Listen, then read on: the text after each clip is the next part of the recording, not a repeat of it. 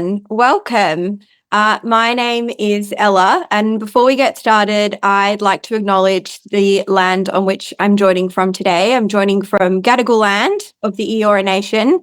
Like to acknowledge that sovereignty was, of course, never ceded, and we're living and working on unceded land at all times. I'd also like to acknowledge elders, past, present, and emerging, and any Indigenous Australians that might be present here today, and acknowledge the great history of organising and volunteer work that's existed in Indigenous culture and history for hundreds and thousands of years. Feel free to add in the chat what land you're joining from today, and we might get started. So welcome to the Doing the Work session of the Community Independence Project Convention. We're going to talk all things organising. We're going to talk volunteers, volunteer experience, volunteer activities, how to engage with the community and different types of communities, and how to make sure that volunteers are having the best time and engaging with the community and having persuasive conversations. So my name is Ella. I work for Allegra Spender, who's the independent member for Wentworth here in Sydney, which is a very rainy day here in Sydney.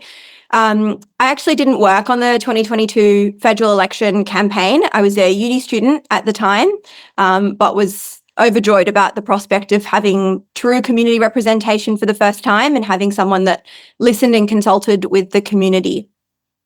I was born and raised in Wentworth, and as a result, love having that community representation. So I then worked on the Wentworth for the Voice campaign after working for Allegra. I work as a community organiser and in community engagement for her. We had over 800 volunteers, and I would say it was one of the highlights of my career and also working for Allegra. That's some of the experience that I'll draw on today. But today I have two wonderful organisers also joining me, and I'll let them tell you a little bit about themselves. We've got Joyce from Team Tink in North Sydney, and we've also got Conal from Monique Ryan's team in Kooyong. So Joyce, do you want to start by introducing yourself and telling us a bit about yourself? Hi, everybody. I'm Joyce. I'm with Kylie Tink MP in North Sydney. I'm actually a volunteer. So my journey with Kylie started with a simple piece of translation that I was asked to do. And as I was working through that piece of document, I learned so much about Australian politics that I did not understand before as a member of a multicultural community. And it all started there. And I just realized that at that point, there's just so much more work to be done when it comes to engaging with the multicultural communities. And so it has been a year of very rewarding for myself as well as for the community, for the Tink team. So at the moment, I help Kylie with multicultural communities, multicultural initiatives in North Sydney. Great. Thank you, Joyce. And we'll touch, I think, a bit more on that sort of work a little bit later in the session, but I might get Conal to introduce himself as well. Yeah, thanks, Ella. Hello, everyone. My name's Conal. As Ella said, I work with Monique Ryan in Kooyong. I've worked on a couple of state and federal campaigns for independence in the past, and have been at Monique's office for about 2 years now. So it's a really exciting time. I mean, everyone on the call today is passionate about the independence movement. And so, yeah, I guess we're just really keen to get stuck in and sort of share some of our knowledge and experience with you. Great. Thank you, Conal. Okay, so we're going to kind of explore, we've set up sort of 4 or 5 key questions about kind of doing the work in community-led politics. And if people have questions along the way, feel free to put them in the chat, or if we have a bit of time at the end, we might have time to get through some of them. But I'm aware we only have 45 minutes, so we'll get moving. And a warning to Conal and Joyce, I might move people along at times so that we make sure we can answer all of the questions. So our first question is, how do you get there? So that's talking about the volunteer journey. How do you recruit volunteers? How do you re-engage volunteers if they're existing in your community already? How do you make sure they're motivated, onboard them, train them so that they're ready to actually get that work done? Conal, do you want to tell me a bit about that journey? Yeah, a very simple question with a very simple answer, of course. I mean, volunteers, as many of you will know, are the driving force behind any campaign. We've seen campaigns in the past that have a lot of money, a lot of visibility, but with next to no volunteers to, run a ground campaign, they often fail and fail miserably. Clive Palmer in 2022 was a great example of someone who threw hundreds of millions of dollars at a campaign. You will remember seeing the television ads and the billboards everywhere, but with very little volunteers, they managed to just scrape past and get one Senate seat on quota and no lower house seats. So it really speaks to the importance of having people on the ground to have those conversations. And you can do all the focus groups you want, all the messaging, all the advertising, but volunteers are really what brings the magic to a campaign. It's just people, donning t-shirts, knocking on doors, standing on street corners. That's really what makes a difference in the voters' minds. I think what's really important to recognise is that as an organiser or a volunteer manager, as some of you will be or will be looking to become, your role is really to bring together a diverse group of people who, yes, have shared values, but come from sort of different corners of the community. And your job is to inspire them to action. And so what's important to recognise is that these people are contributing their own time to advance your cause. So you want the experience to be as good as possible for them. From their perspective, they're giving up their free time to make sure that your candidate gets elected. From a campaign perspective, volunteers basically are the driving force behind getting your campaign votes, building up your visibility as a campaign. They also lead to more volunteers signing up. They can lead to more donations. And so they're really fundamental to sort of every aspect of campaigning. So the most important thing you can do is really just make their experience as good as possible. As soon as they sign up, you want to be contacting them, ideally via phone call. You want to reduce obstacles for them as much as possible. So basically they can go from clicking volunteer on your website to having conversations with voters with, minimal barriers. Things like making training and onboarding as accessible as possible, giving them thank yous and follow-ups for their time, and also time with the candidate in that campaign. So yeah, I mean, that really they are the engine room of any campaign. Treat them as your most valuable asset. That'll ensure that not only do they have a great experience, but it'll also be highly motivating for them. They'll be more inclined to have conversations with voters and other volunteers and do the necessary community building work for your campaign to make sure it's as effective as possible. Thanks, Ella. No worries. Joyce, did you want to add anything about the volunteer experience? Yes. I think what's really important comes down to just 3 points, having very clear communication channels, clear process, clear process, which includes strong training, constant feedback cycles. You want to and also understand, what's their level of engagement, because volunteers do sometimes phase in and out. And also, I find the most challenging part is when you're trying to move a supporter to a volunteer, and you try to increase that level of engagement somebody has with the team.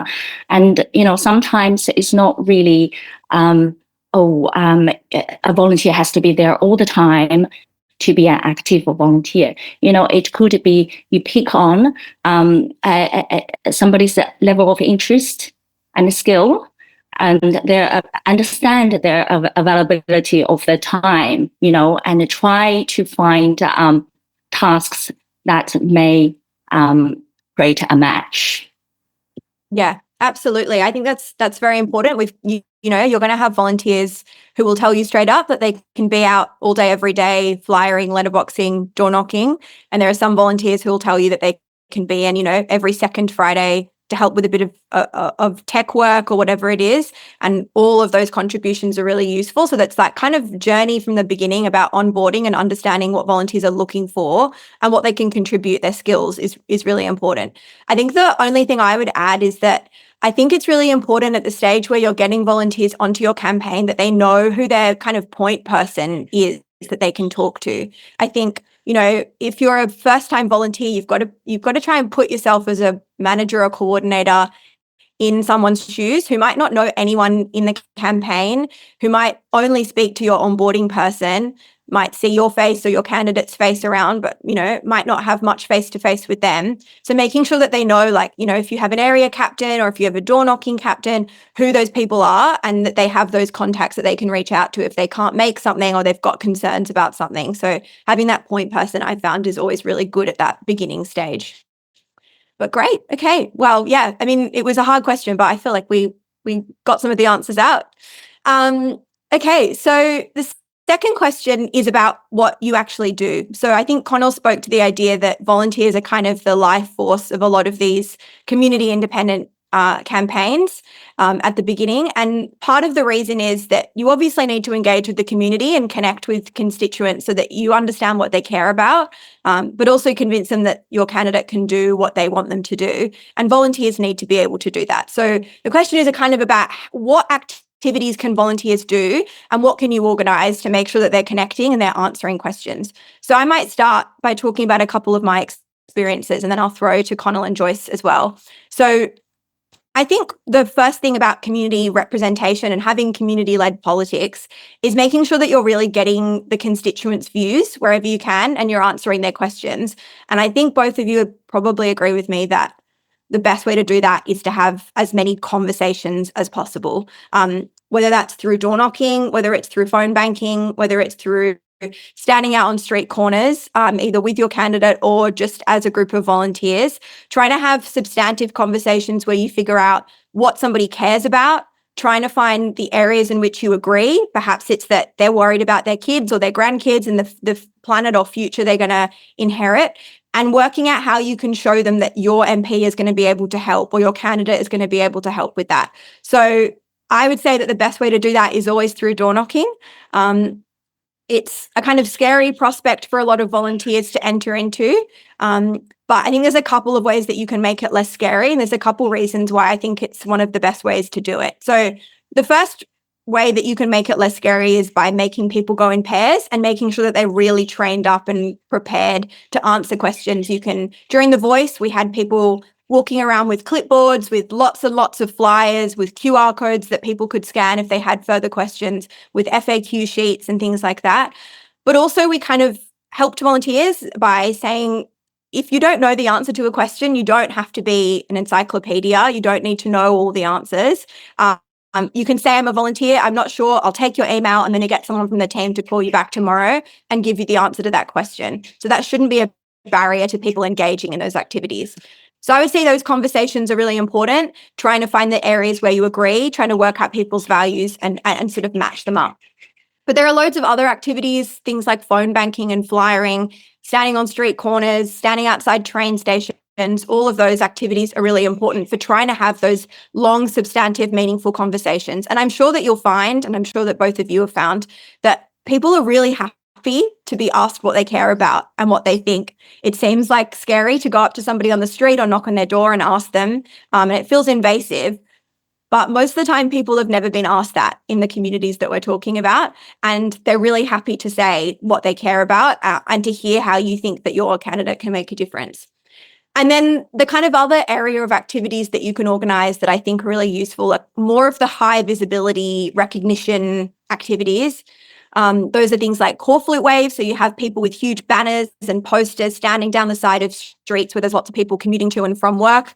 You get lots of cheers and lots of honks. It's a really nice affirming activity. But it's also things like, deciding you're going to put all your volunteers on every train station in your electorate, or post people on every street corner at a particular huge roundabout, or things like that. And that's about affirming to the community that there are lots of people who get behind your candidate in your area. So that makes a really big difference as well. And obviously, it's really good for persuading people and having conversations, but it's also good for the campaign to understand what sort of things people care about in particular areas. If one suburb is really worried about the loss of green space, they're worried about the development of a park, or one person in another area is reiterating or echoing concerns about a bus route that's been lost. It's understanding those particular sort of local concerns.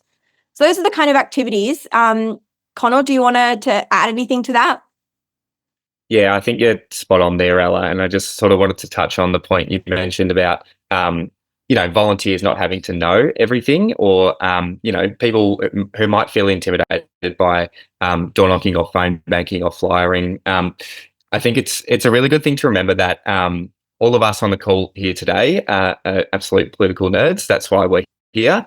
But the vast majority of people outside of this call, or who will be in your electorates, they don't have they don't spend as much time thinking about politics as we do. And so, just as Ella said, oftentimes people are really a little bit taken aback, but often surprised in a really good way to be asked how they feel about politics. They might not generally engage with those kind of spaces in their own lives. So when an opportunity presents itself, then they're more than happy to, speak about what they care about.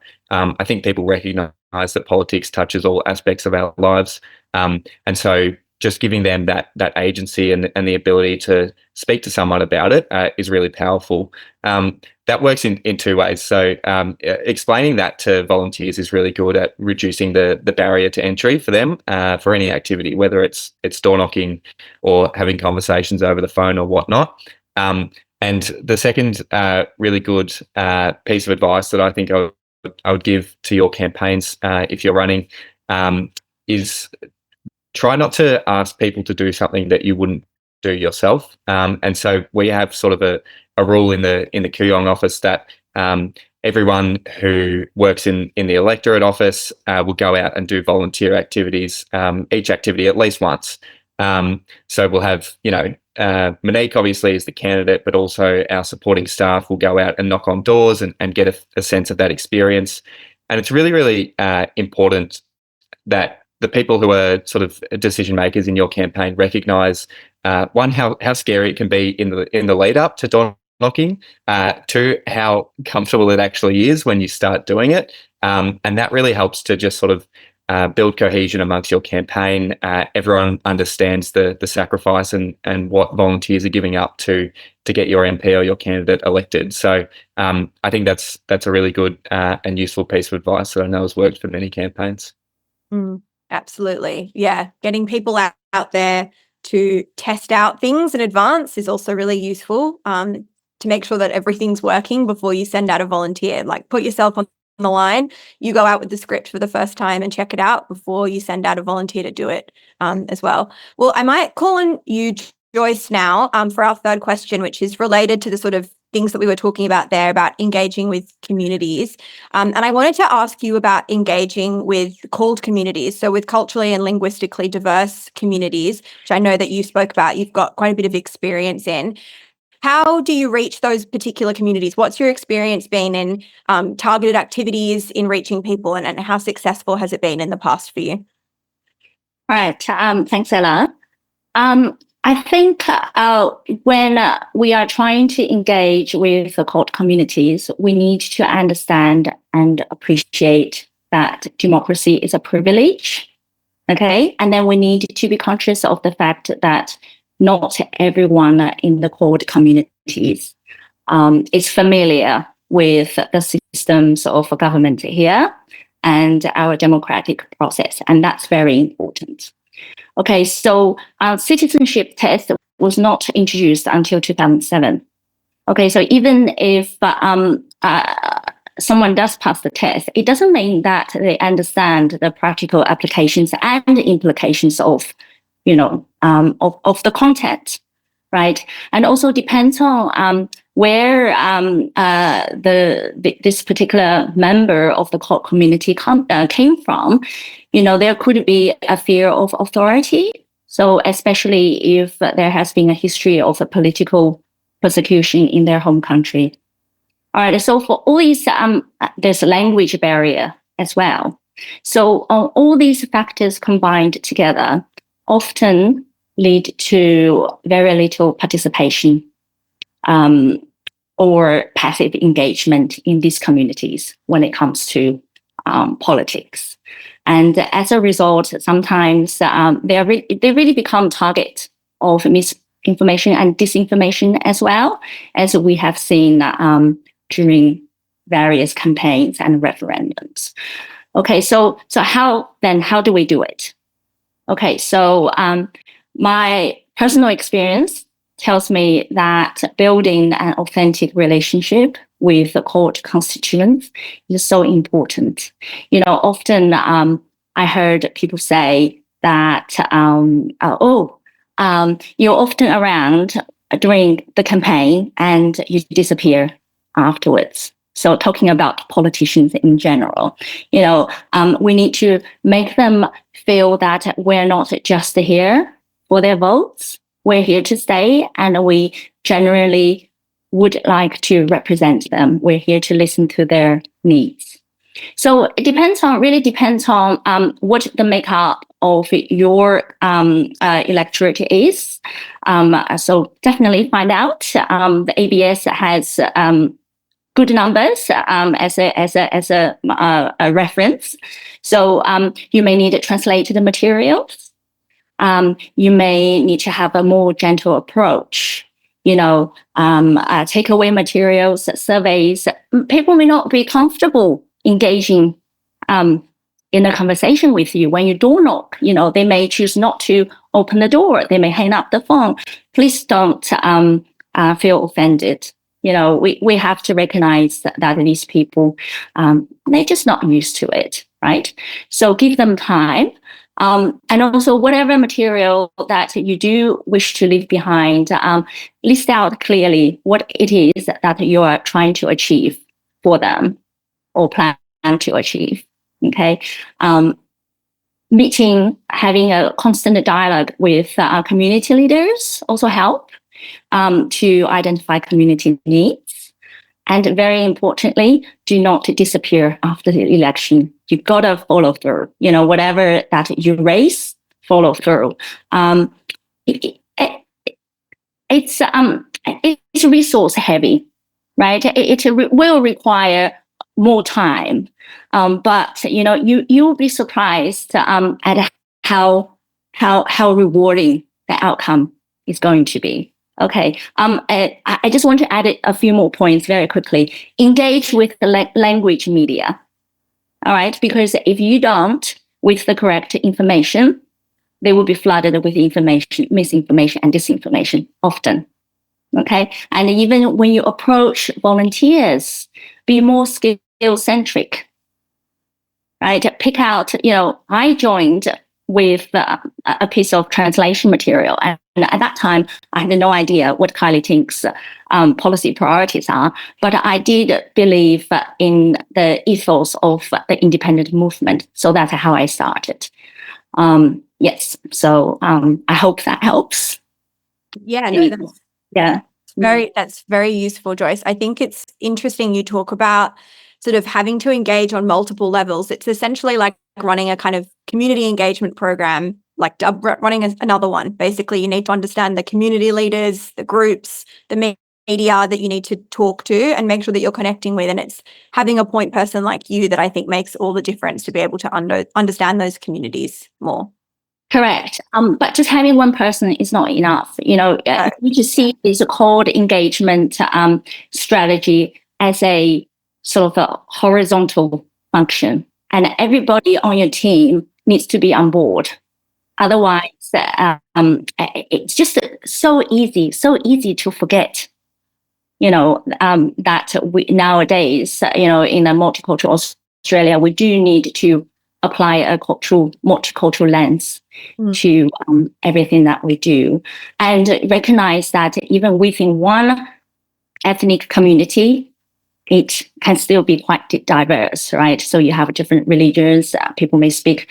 There are so many different Chinese, even, all they speak different dialects, and they all have different backgrounds and experiences. So really recognize and appreciate the diversity and the diverse needs of your electorate. It's just so important. Yeah, absolutely. And making sure that the team is on board with all of those, right, all that thinking and strategy. Yeah, absolutely. So, okay, we've talked about how we get volunteers in, how we get them warmed up to the campaign, what we want them to do, how we reach particular communities. But I think one of the big challenges and a question that I hear often is how how are you organizing your volunteers so that the structure makes sense, so that it's not just a whole lot of volunteers going out into the field, so that there's clear streams about what they're meant to be doing and people that they can sort of ask questions to, as I kind of alluded to before. So I know that all campaigns have very, very different organizational structures, dependent on geography. I mean, if you have a really large electorate, obviously you're going to need a really different organizational structure than perhaps one like ours, where we have quite a small electorate. And I might call on both of you to explain what sort of your structure looks like in a second. But I thought I'd quickly talk about what we found works best and what we found particularly worked well in the Voice to Parliament campaign last year. So we, and I think this was also true in the 2022 election, split up volunteers into areas. So we had about 5 to 7 different areas, and those areas kind of dictated the activities that were happening in particular suburbs. So we had area coordinators who were kind of the powerhouse volunteers of our campaign. And the reason that we wanted those people to have quite a bit of autonomy and to make sure that, you know, they were talking to volunteers as much as possible and planning activities is that it's impossible as a volunteer coordinator to understand the intricacies of every single suburb in your electorate. As much as you might want to know, you won't know like when each market hits its peak time and when it's the busiest. You won't know when the school pickup time is, or you won't know particular things that mean that somebody who's local to that area and has lived in that area their whole life might understand better. That's why we chose to have area coordinators organizing things like flyers, like transport blitzes, anything that you can think of that was sort of local to that particular area. And when people joined the campaign, they were added into the Bondi group, or they were added into the Paddington group, for example, so that they had a kind of even smaller community within that campaign to have a sense of community. We didn't ask people to kind of opt into particular types of activities that they'd like to do, which I know might be different for some of you guys as well. So I'm keen to hear your perspectives, because we found that people would often opt into what seemed like potentially the less scary options, when over time, eventually, we wanted people to move into doing all types of activities. And we knew that once volunteers had a bit of confidence in speaking to people on the street, then they could gradually move up to doing things like door knocking, because it wasn't as scary as they might have originally thought that to be. And then we sort of had other teams that were more centralized. So teams like the onboarding team, or people that helped with rostering, or logistics or events teams. Those were sort of based in not a particularly area specific basis. So I'm kind of keen to hear from others, Conal, about how you guys structured your campaign. I know it might be a little bit different. Yeah, it's a great conversation, Ella, and I think important to recognise that for every electorate and every campaign, the organising structure of your volunteers is going to look different, and it's going to work, you know, in different ways for different electorates. Ella spoke about the sort of geographic breakdown of volunteers and leadership roles there. We do things a little bit differently in Kooyong, and I know that this is particularly relevant to the sort of more urban electorates as opposed to rural ones. But because we have a relatively small electorate by geography, we don't have area leaders for, you know, different suburbs in our electorate. Instead, we have a big collective of leaders who will lead different activities, and we call them streams in Kooyong. So you have an activity stream of door knocking, of letterboxing, of leafleting and flyering and all the rest of it. There are a few reasons why we do that. One is because, you know, we can... we want to make sure that our volunteers and our volunteer leaders, in particular, are as good at their activities as they possibly can be. We know that some people might be really excellent at leading door knocking sessions, but they wouldn't be particularly great at leading flyering sessions. And so we want to make sure that every leader who is leading an activity really knows that activity inside out.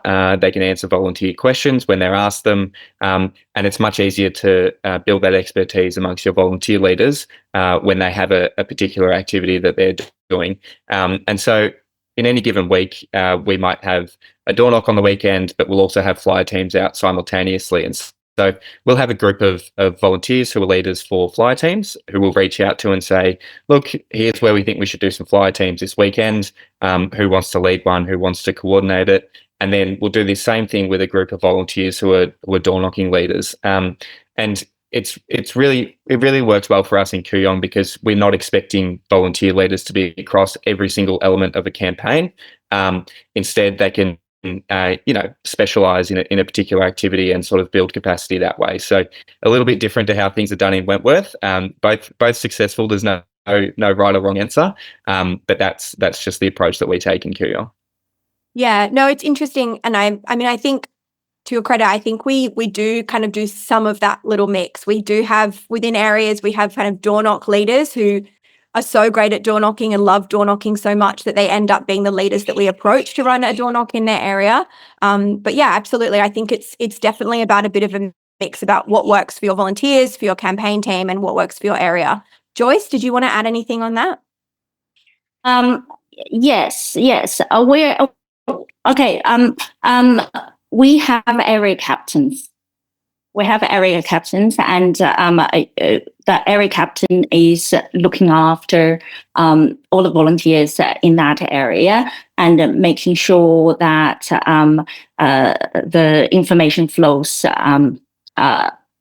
well between the office and the volunteers, and that the volunteers get enough face time, direct interaction with Kylie, which is very important. But at the same time, we also have activity specialists.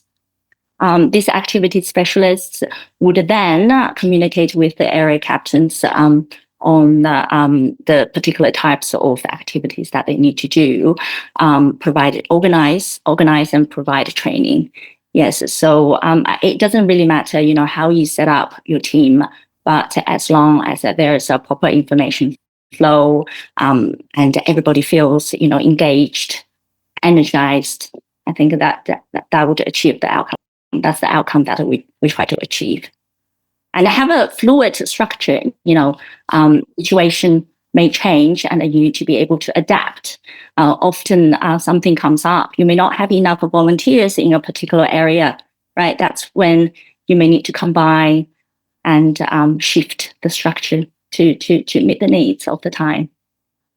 Absolutely. I agree. I think, maybe you'll need an entirely new stream of activity that will pop up. Maybe you'll need more people in a particular area because, it becomes way more important to win votes in that area. So I think that is part of, doing the volunteer work and managing volunteers is being fluid, ready to solve problems. Okay, well, we're on to our kind of final question, which is about how, you've gathered all these volunteers together, you've spoken to the community, you're doing as many activities as possible. How do you kind of tie that all together to make sure that you're winning an election? It's a big question. Conal, do you want to have a go at tackling it? Yeah, I guess that's the question that everyone's trying to figure out, right? But I mean, you've got a lot of information on your volunteers and what activities they like to do, and obviously your most important task is reaching out to voters and having conversations with them. But there are also a lot of things that you learn on a campaign. So when you're door knocking or phone banking, for example, you often collect lots of information about what people care about, and if you're an incumbent MP as well, then you also have the electoral roll well ahead of time. So there are lots of different streams of information flowing, and a lot of people look to use technology to make sure that you're putting that to the best use. I will say on the tech side of things, it's really important to recognise that technology is an accelerator of your campaign, and it's not a foundational element. Technology, all the fanciest tools in the world will only go so far unless you have lots of volunteers and a really great organising structure. But what it can do is really improve your the experience for your volunteers, which really circles back nicely to getting people on board. If you have really user-friendly technology that makes their job a lot easier, then they're much more willing to and likely to come back and continue to contribute. And the other side of things is it takes a lot of work to wrangle, however many thousands of volunteers that your campaign may have, and there are a lot of logistics involved. I often say that running campaigns are 90% logistics, and so if you can figure that out, then you've gone a long way to winning your election.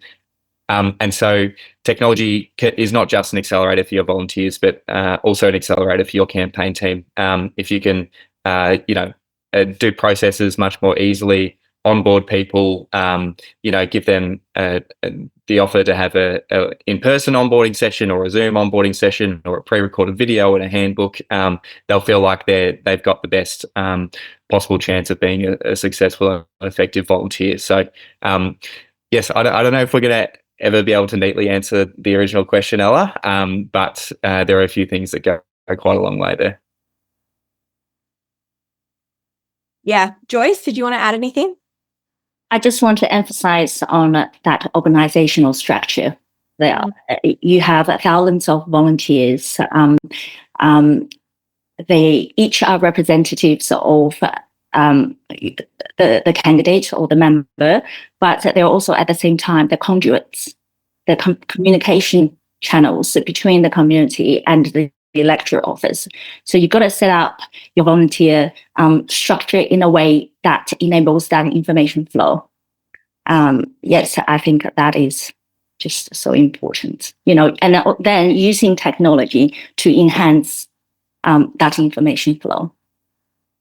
Yeah, absolutely. I agree. I think understanding volunteers' feedback and experience, and whether you're doing that through tech or whether that's making sure that you're prioritizing yourself or getting others that you trust chatting to volunteers after activities to understand what they think. So making sure maybe you have systems in check to follow up with somebody that gets spoken to on the street that has a really serious concern, is worried about worried about a climate policy and wants to make sure that your candidate is doing enough, making sure that there's steps in place to follow up so that they get a phone call from somebody from the team to answer their questions properly. Those kind of systems to tie everything together and kind of close the loop, per se, I feel are very important. But I also just think as the kind of role of somebody who coordinates volunteers, and for people that are listening who might potentially fulfill that role, it's also just about making sure that you're having as much face-to-face contact with volunteers as possible. You're getting the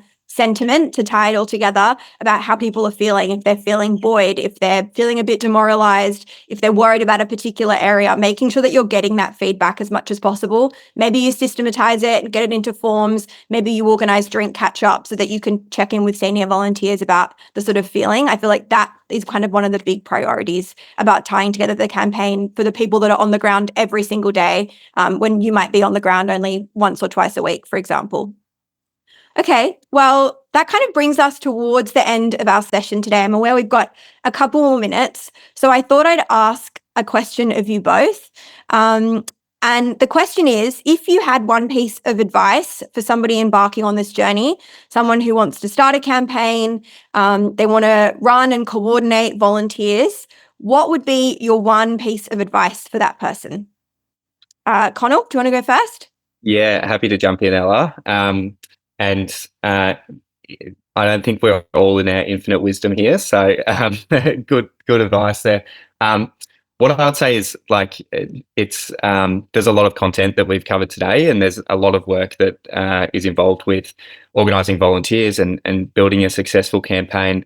There is an element of chaos in every campaign, and so a small part of you has to be there to be able to embrace that chaos, particularly when you start to scale up your volunteer numbers. And if you're sort of not sure where to start, or if you're at the very beginning of your journey, I would suggest your number one goal should be just to make it as fun as possible. So you can be very prescriptive and follow everything by the book.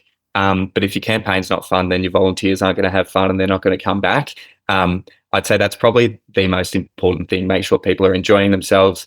Enjoy yourself as well if you're someone who's fulfilling that role as an organizer or a volunteer manager, and embrace the chaos where you can. Great advice. I love embracing the chaos. Joyce, any advice?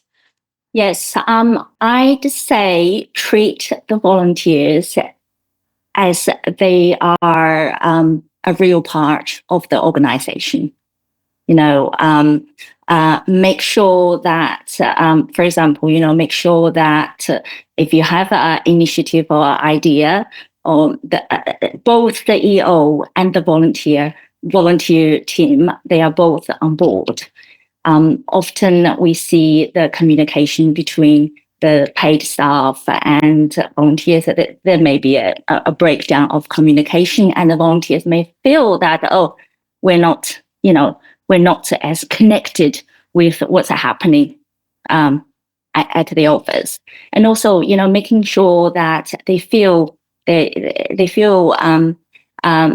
level of appreciation. Give a shout out, recognize their work, and I think those two will go a long way. Yes, and have fun. Enjoy the energy, the spirit. It's really great. Yes, thank you, Joyce. I think my piece of advice kind of ties together both of those things, which is about embracing chaos and also making sure that volunteers are listened to and valued and along on the journey, is that it's really hard to do all the jobs when you're an organizer or a coordinator, and the reality is you can't do them all. So I think my piece of advice to make sure that volunteers are being listened to and are valued and that they have people they can turn to speak to is that when you find volunteers who are willing to step up and do more, who are really thrilled about the campaign and have skills that you think you can use, step them up and make sure that you have people under you that are helping to get that job done. It's not a job that you can do on your own to organize people, and finding as many people to help along the way is a really useful thing. And it helps the sort of chaos and the fun that you're having be a bit more measured, and also sort of chaos and fun that is felt and enjoyed by all rather than that is kind of disorganized and a bit of a mess. So that would be my final piece of advice for anybody starting out. Well, thank you both for joining me today. It was an excellent discussion. Felt like we were just in our own little world. And I hope to see you all out very soon. And thank you everyone else for joining today as well. Good luck on your journeys. Any other final comments from anyone? Just thanks to everyone who's watching. It's a really exciting time. You've got 11 months at most, so there is no time to waste, and go out and have fun and enjoy it. Yes, thank you very much. Thank you. Thanks, Ella. Thank you. Guys.